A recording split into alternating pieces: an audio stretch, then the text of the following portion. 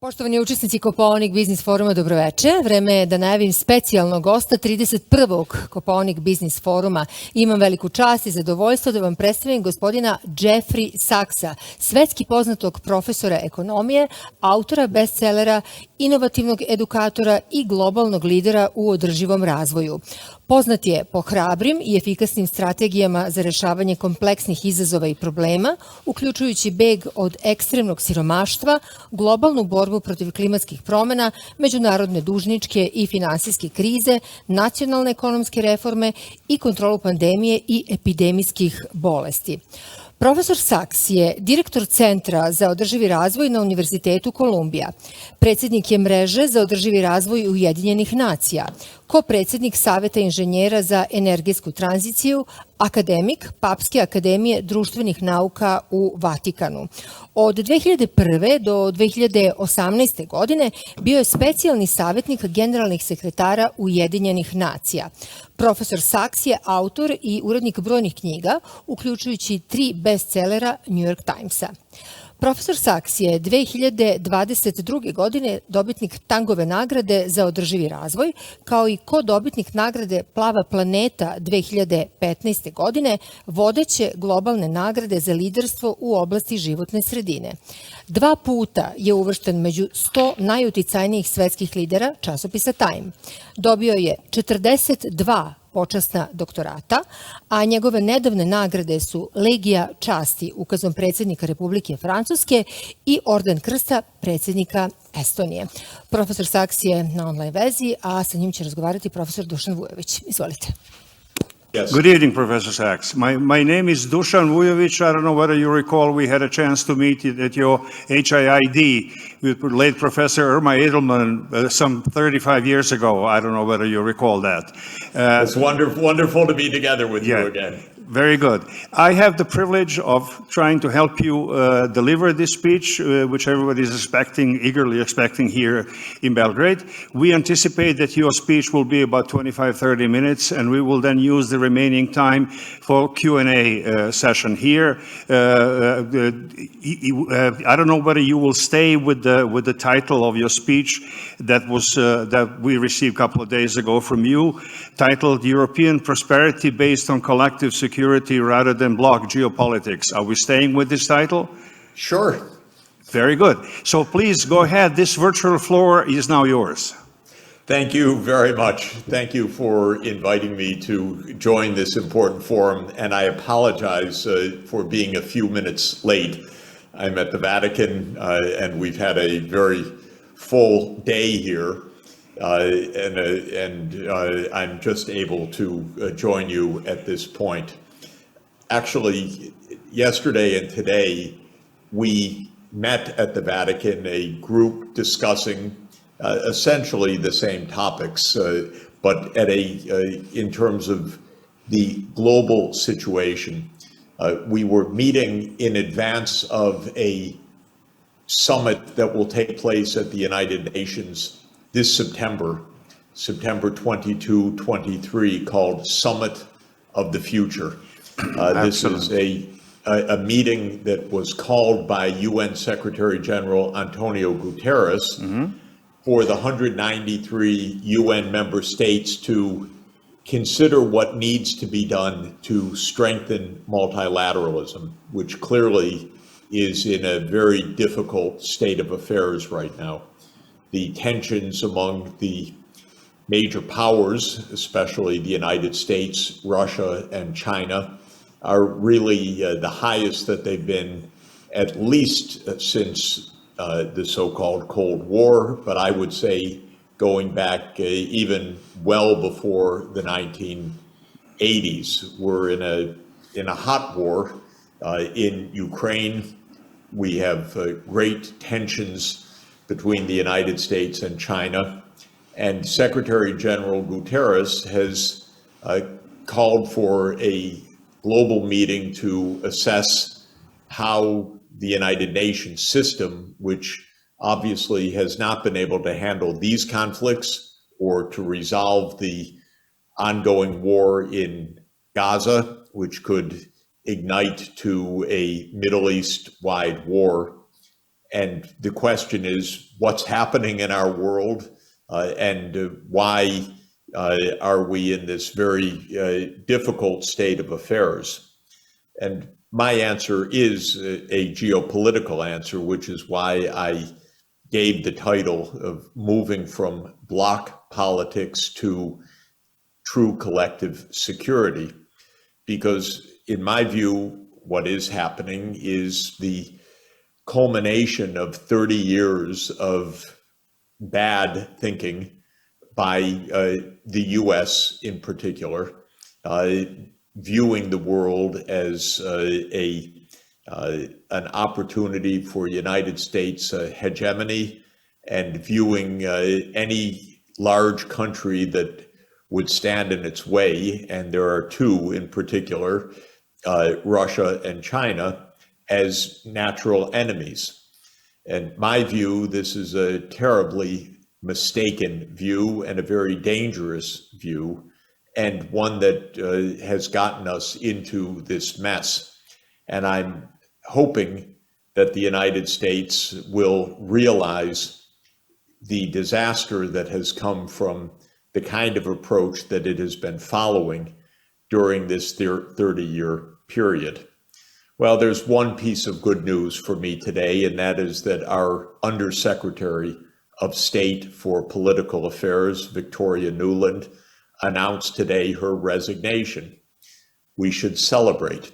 She's been one of the biggest disasters of American foreign policy for 30 years.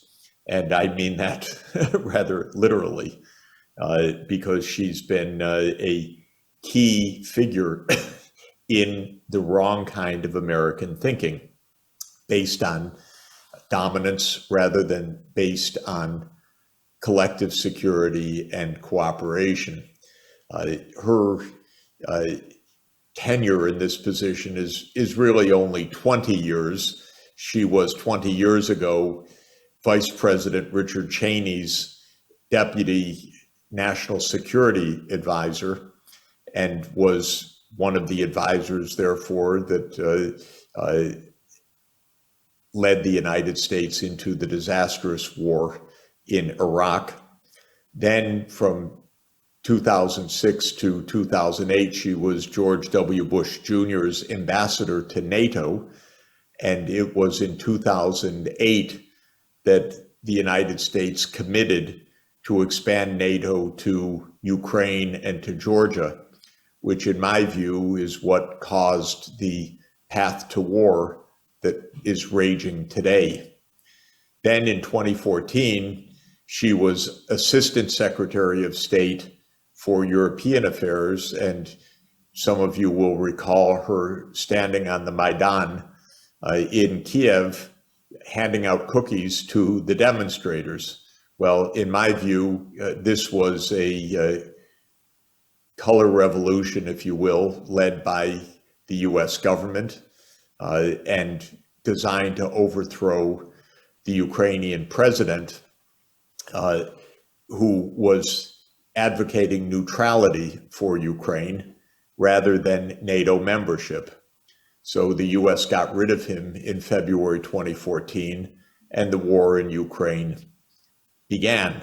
Of course, the following month, Russia organized a referendum in Crimea, and it passed overwhelmingly, and Russia annexed Crimea. And in the meantime, the two ethnic Russian regions of eastern Ukraine, Donetsk and Lugansk, broke away, and the war ensued inside Ukraine. And until this day, the United States continues to insist that Ukraine will join NATO. Russia continues to insist that Ukraine will never join NATO. And a war has continued now that has devastated Ukraine, and Ukraine is losing terribly on the battlefield. Of course, Europe is also losing very badly from this, because part of the war was the United States destroying the Nord Stream pipeline. And even with Germany's knowledge, foreknowledge and understanding, and this has destroyed a large part of European industry, especially German heavy industry, which is no longer internationally competitive because it depends on US liquefied natural gas rather than pipeline gas from Russia. And this has put all of Europe into a recession. So Ukraine's the big loser, Europe is the moderate loser, peace is the casualty of all of this. And I regard this as part of a 30-year vision of US foreign policy that is based on the idea that with the end of the Soviet Union, the United States can do pretty much whatever it wants. I think it is learning very slowly that that's not true, but it's the basis of its actions. And of course, this is not in any moment unfamiliar to the reality of Serbia, which got caught up in this US foreign policy in the worst kind of way, with 78 days of bombing in 1999, which was the first move by the United States in this hegemonic approach, first to Russia's allies like Serbia, and then to Russia itself in the last 10 years. Now, I began as a kid, as a young economist, working in Poland first in 1989, and then in actually federal Yugoslavia, in Belgrade in the fall of 1989, trying to help the federal Prime Minister Ante Markovic to design a plan to stabilize what was then a Yugoslav hyperinflation. And I was asked by President Gorbachev in 1989, and then President Yeltsin in 1991, to work on the economic crisis of first the Soviet Union, and then under Yeltsin of Russia. And for me, this was a moment of great opportunity, because I believed that with the end of the communist divide in Eastern Europe and Central Europe, there was a chance for peace and the spread of prosperity. And I very much believed in Gorbachev's notion of a common European home that would, in effect, extend, as he said, from Rotterdam to Vladivostok, so that it would be Eurasian-wide, and it would be an end of the enmity between the West and the East, and it would unify this economic region. And I believe in that until today, and believed in it then. But I learned very much the hard way that it was not to come to pass that way because of US geopolitics. And it was actually in Belgrade that I had my first taste of this, because with Prime Minister Markovic, I recommended to Europe and to the United States that Yugoslavia be given a standstill on debt payments for enough time that Yugoslavia could stabilize the economy and end the high inflation. And the Europeans and US rejected even a standstill on debt payments early in 1990. And with the heavy external debt and a completely impassive attitude by the US and Germany in particular, federal Yugoslavia was doomed. It was also, of course, being pulled apart internally.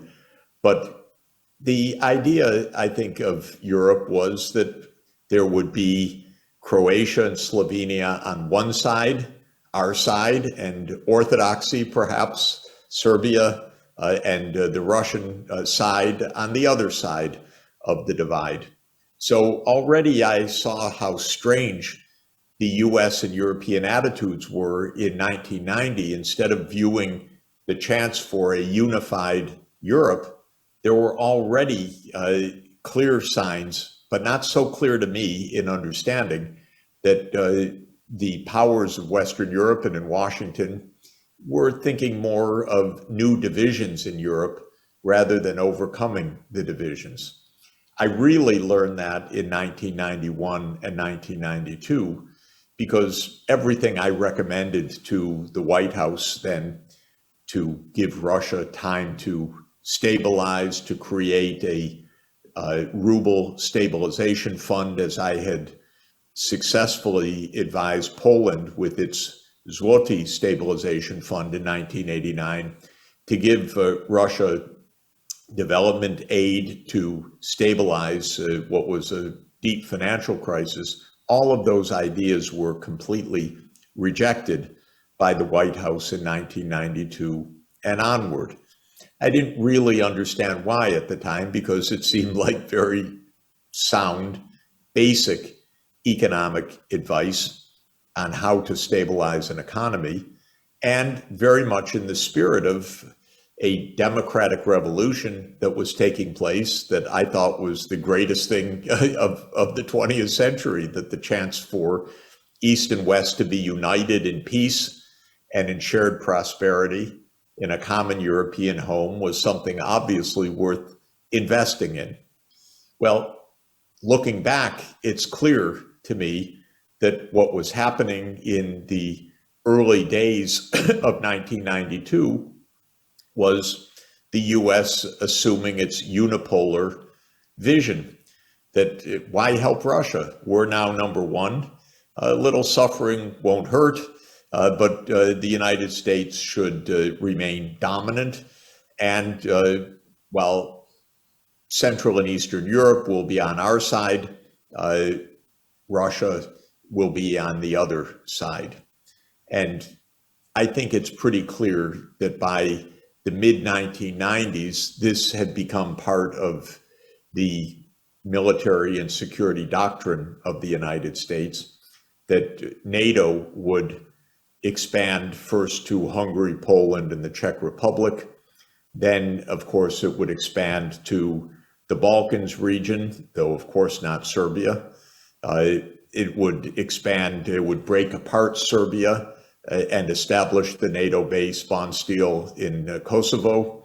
And it would continue to expand to surround Russia in the Black Sea region. And that's my interpretation of events, that the US plan was that NATO would become the Black Sea power with Ukraine, Romania, Bulgaria, Turkey, and Georgia, all NATO countries, and Russia would be surrounded in the Black Sea. And I think it was the vision of Zbigniew Brzezinski, but it was really the vision of Lord Palmerston in the 1850s, that Britain would essentially push Russia out of the Black Sea region, and that the United States would do the same 150 years later. Now, of course, Russia wasn't having any of this, and I think the events of the late 1990s, starting with the NATO bombing of Serbia, and then the American invasion of Afghanistan, then the US withdrawal from the Anti-Ballistic Missile Treaty in 2002, then the expansion of NATO to the three Baltic states, Romania, Bulgaria, Slovenia, and Slovakia in 2004, and then the invitation of Ukraine and Georgia to become NATO countries in 2008 was the plan to redivide Europe, but with the dividing line 1,000 kilometers to the east of what it had been during the Cold War. But the new line would put Russia on the other side of the divide. The coup de grace of this was overthrowing Yanukovych in February 2014, which told Russia that the U.S. Is quite serious about moving its military right up to the Russian border. And there was a lot of rhetoric in Washington then until today that Russia should be divided, it should be decolonized, there should be a post-Putin regime, and so on. And the neoconservative thinking in the United States was that the U.S. was going to put Russia in its place, and U.S. as a hegemonic power would certainly reach around the Black Sea, certainly reach Ukraine, Georgia, and so forth. Well, from an economic point of view, this has been a disaster. And from a geopolitical point of view, an even bigger disaster. And I think the main mistake was to underestimate Russia at every step of the way, because the United States expected that Russia is so weak that it would not be able to resist any of this, that if the U.S. overthrew Yanukovych, what can Russia really do? If then there was the breakaway republics, NATO would arm Ukraine, what could Russia really do? If the U.S. ignored the Minsk I and Minsk II agreements, what could Russia really do? If Russia tried to respond militarily, the U.S. would put on crushing economic sanctions, as the U.S. claimed to do in February 2022, and that would end Russia's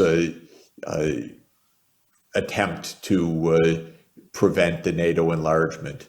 And if Russia continued to fight, the U.S. would send in its weapons, and that would defeat Russia. Well, all of these calculations were terribly naive and terribly mistaken. And I predicted so at the beginning of the special military operation in February 2022. I called it the latest neoconservative debacle, because I thought that they would make every mistake that they had made in Afghanistan, in Iraq, in Syria, in Libya, that it was overreach, that the U.S. would fail militarily, that the U.S. sanctions would fail.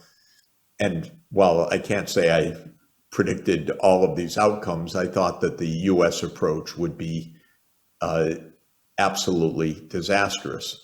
What surprises me, frankly, is how Europe has gone along with all of this, because for Europe, this has been a terrible mistake. The U.S. economically spent $100 billion on this adventure, which is a lot of money, but it didn't really suffer economically, whereas Europe has really suffered economically.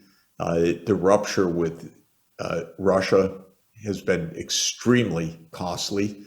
The sanctions have boomeranged on the Western European economies, and we have a long period of stagnation ahead. So, what does this imply for me? For many years, I've called for a very different kind of U.S. foreign policy. I believe that NATO really doesn't have any role to play. I certainly don't want to see it expanded to Ukraine or to Georgia, because obviously it will create an ongoing escalation, leading eventually to nuclear war if peace isn't reached. And at the same time, I believe that Russia's conventional military advantage will remain in place at least for another year or two, if not longer. And by then, Ukraine will be depleted of people and also military means. So I have been arguing for a number of years, stop the war by making clear that the idea of NATO enlargement was a terrible idea. It should no longer be pursued. If Biden were capable, and I'm not sure he is at this stage, but if he is capable, he should pick up the phone to President Putin and say that NATO enlargement is a terrible idea. It's not going to go further. Russia needs to stop its advance in Ukraine, and sanctions need to be dropped, and we need to try to turn back the clock to stop this spiral of hatred and breakdown of all economic, commercial, even cultural relations, which has been very, very devastating for Europe, much more than for Russia. I still believe to this day that if that were done, the war would end. Although now with Russia so dominant on the battlefield, perhaps it won't be so simple. But I still think that Russia, that Putin would accept such an offer, and that it would be possible to find a compromise and possible actually to reestablish economic relations again. Needless to say, for a country like Serbia, this is exactly would be the best thing imaginable, because Serbia is exactly caught between East and West. It is geographically and culturally and in foreign policy terms right in the middle of all of this. And so the complete rupture of normal relations between Russia and Western Europe, European Union, hits Serbia very hard. Whereas if we could imagine the scenario that I'm talking about of realizing that the whole neoconservative approach was awful and has failed, Serbia would then be in actually a wonderful geographical position as a bridge between not only a wonderful place and obviously connected to Europe, but also connected to Russia and serving from many points of view, financial, logistical, industrial, touristic, cultural, as a kind of bridge between restored economic relations of East and West. And of course, Serbia has also benefited from ties with China, which I very much believe in, and think that the whole anti-China approach of the United States is ridiculous, and that the fact that Europe has seen fit to follow the United States and deeply damage its relations with China is another own goal of Europe, another huge mistake. And once again, if there were normal relations, Serbia would be in a very good position to benefit from a normalization and a calming down of geopolitical tensions between Europe and China, as well as between Europe and Russia. So this is the basic message that I wanted to share.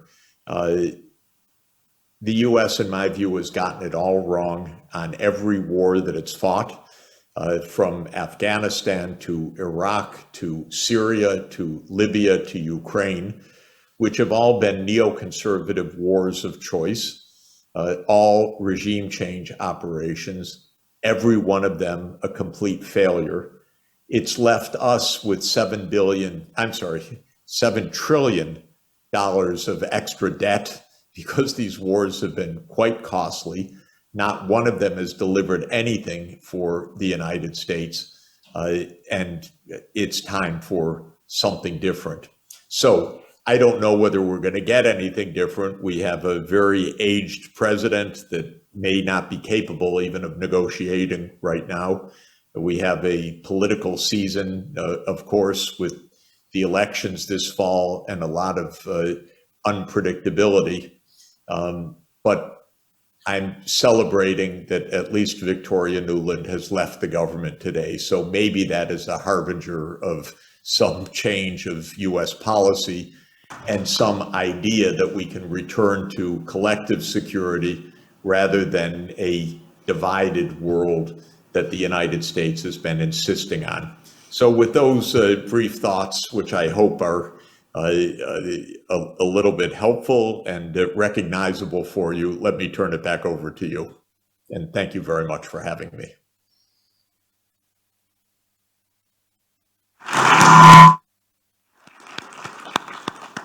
Thank you so much, Professor Sachs. We do have a couple of minutes left for some questions from the floor here. We have a full room, and we have a lot of people here watching this online coverage. We do have a resort here with 1,500 participants in this Serbian Davos conference. So we have quite a few of them here, and a lot of them outside. Let me see who has a question. Please go ahead, Mr. Vlahovic, who is our president of the Serbian Economic Association and the organizer of this event. Professor Sachs, good evening. I'm the one whom you met at the fitting room in Pick and Kloppenburg last year in Vienna. Yes, when we agreed to come here. Yeah. Okay, thank you very much for joining us tonight. And as Professor Vujovic explained, we have 1,600 participants this year on the 31st edition of Kopaonik Business Forum. And we were discussing within last actually today is the third day of discussion about very important theme, a new global context, the challenges of an uncertain future. Among all discussion, there was one topic which was actually raised the ties that Serbian economy has with the European Union, in particularly with Germany, because Germany is our main foreign trade partner. I think that we are having foreign trade exchange 14–15% annually. What do you expect? How German economy will develop, because there are very bad news is coming from Germany within at the end of the last year, as well as the new prognosis are telling us that we can expect the growth of 0.8, 0.9 GDP, which is almost zero. So I'm underlying this because it is very important for Serbia and for the Serbian growth rate in the future, again, having in mind the ties between Serbian economy, EU, and in particularly ties with Germany. Thank you very much. Thank you. I think the economic situation in Germany is not good because of two things. First, this war has hurt the German industrial sector more than any other part of the European Union economy.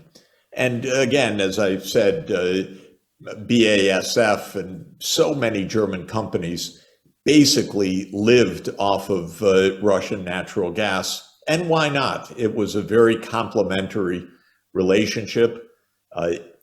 Many people surmise that the United States hated it in part because it undermined the US anti-Russian approach and that it made Germany and Russia politically close as well as economically complementary. So this is one factor, and it's not easy to solve under these circumstances. A second factor is that there was going to be a very challenging transition for German industry to a low carbon system. And of course, the center of German industry is the automotive industry, and that's very important for Serbia. It's very important for all of Central Europe, in fact. And the entire automobile industry in the world is transitioning to electric vehicles. And electric vehicles are very smart batteries and smart electronics on wheels. So it's a very different technology from the internal combustion engine that Daimler and Benz developed in the 1880s and that put Germany in the industrial lead. So Germany had a lot of retooling to do as well. And strangely, of course, this whole period of war has completely disoriented German industrial economics as well as German politics, because you can see the industrialists can't plan now. They have a very hard time even with the short-term profits, much as the longer-term investment changes ahead. And so it's really made it very difficult, from what I can see, to have a systematic strategy of decarbonization. At the same time, China has become by far the world's leader in electric vehicles, and this is extremely challenging now for Germany. And I was in Beijing last month. You know, all the taxis are electric now. Already new car sales, I think it's around 40% or higher, are electric, battery electric vehicles.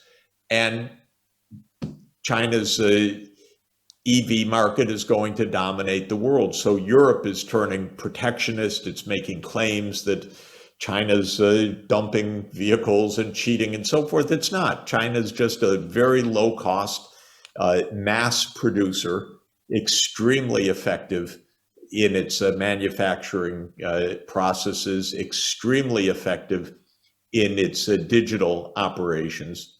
And Germany, of course, I think could meet this competition, but it requires quiet. It requires 5 to 10 years of a lot of engineering. It requires that Europe should not be distracted by war.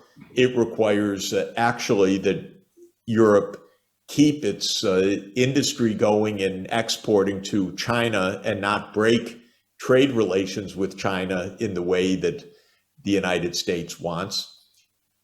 All of the discussion about rearmament in Germany is the wrong direction, because this is just competition for scarce industrial capacity, which should be devoted to making the automotive industry competitive, not building munitions for war. So I wish I could be more optimistic, but I regard the German leadership also as really weak and confused, dependent on the United States, not coherent in strategy. The Greens, in my view, are the worst. Baerbock and Habeck have, Habeck's the economic minister, but he has no economic plans, and Baerbock is the minister for diplomacy, but she has no diplomacy. So I am really disappointed, and I would be worried in this regard. But my main message would be to say to your German counterparts, to tell their governments, stop this ridiculous, awful war. Tell the generals to calm down, not get caught on these phone calls, and have Scholz back off, and also defend European interests vis-a-vis the United States, to tell the US that this war needs to end, that NATO enlargement needs to stop, and that Europe needs peace with Russia, not to break all of the economic ties. So I wish I could be a little bit more optimistic. I'm a little bit far from the scene. I haven't been to Germany in 2 years now. So I may not have my finger on the pulse exactly, but I don't like what I see. If I may use the hello. Yes. Yeah, if I may use the privilege of being here to expand this question a little bit on two dimensions. One is the one interesting for Serbia is the remittances and the Serbian workers working in Germany who are definitely going to be affected. But this applies to all the workers from all over the world, and Germany as a destination of migratory flows to Germany, A. And B, in your kind of area of professional interest, how will this affect the likelihood of achieving sustainable development goals at the world level, new level of humanity, given the destruction and the misunderstandings that are being created by this war? Well, these wars are absolutely the enemy of any serious long-term planning on anything. And sustainable development needs long-term planning. Sustainable development is a pretty tricky transformation of our infrastructure, energy systems, transport, heavy industry, and it's a 20-year process, and it requires a lot of technological change. It requires low interest rates to finance long-term investments. It requires a lot of transboundary infrastructure. The Western Balkans and the European Union should be engaging in all sorts of construction of the power transmission systems, the transport grid, the hydrogen economy, and so forth. Maybe it's happening, but it sure seems to me that the European Commission spends all its time on war right now, and what used to be the European Green Deal is barely heard of. And when I see what van der Leyen and Borrell and others say every day, they're only talking about war. And Europe is divided, of course, and it's going to become increasingly divided over this question because Fico and Orban, who I think have it right in your neighborhood, say we don't want this war to continue. Probably the new government in the Netherlands, if it ever gets formed, will add to that list. And so it's very hard for Europe even to make decisions right now on any long-term investment planning. So again, what I see on the global scene is everyday talk of war and tension among the major powers, and the hot war in Gaza and the hot war in Ukraine and the cold and dangerous war over Taiwan, and therefore very little discussion about long-term transformation. So it worries me absolutely, both because of the destructiveness of the wars itself and because of the diversion of scarce political capital away from the things that we really need to be caring about. Professor Sachs, thank you very much. I think we ran out of time. We are extremely grateful for your time, for sharing your thoughts. We wish you were more optimistic on these issues, but we understand your concerns, and we look forward to a brighter future and better cooperation in Europe. I think that the dream of having European integration-based security is still there, but requires a lot of tender love and care before it can take off and overcome the existing hurdles. Thank you so much. Great to be with you. I really appreciate it. Thank Bye-bye. you. Thank you so much.